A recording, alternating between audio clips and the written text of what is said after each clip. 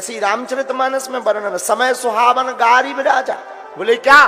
बोले समय सुहावन है, विवाह है तो सखियां गारी दे रही हैं। अच्छा, गारी भी कब दे रही? जब विवाह हो रहा। ये अच्छे विनोद की बात है। इसलिए इसका अर्थ क्या हुआ? रामायण में इस प्रसंग का अर्थ यही है कि जब जो जिस समय पर करना चाहिए तब ही करो, तब सब कुछ सुंदर लगता है? अब कोई चीज तुम बिना समय के करो। अब जैसे राम कथा में हम तुम्हें भागवत सुनाने लगे तो कल से ही दिमाग खराब हो जाएगा। सब लोग कहेंगे गुरु जी पगला गए, ओवरी पगला गए। राम कथा हो रही जो भागवत की बात कर रहे हैं, तो सब चीज का समय होता है, समय समय पर। जैसे ऐसे समझो,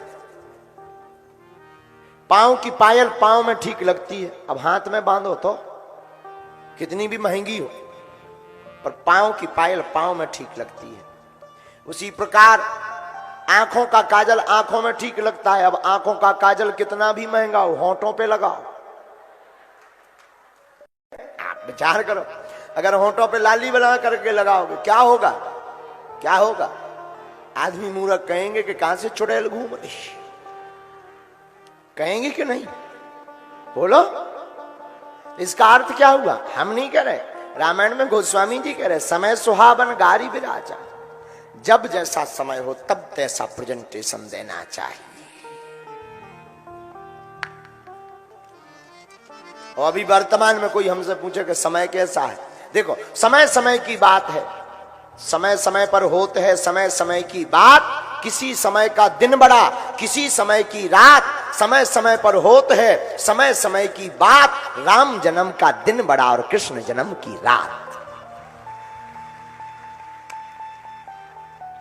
है? किसी समय का दिन बड़ा होता, किसी राम जन्म का दिन बड़ा, कृष्ण जन्म की रात। तुम कहो कि अभी जैसे एक बात और पूरी हो जाए, फिर इस चौपाई के बाद आगे की चौपाई को पढ़ेंगे।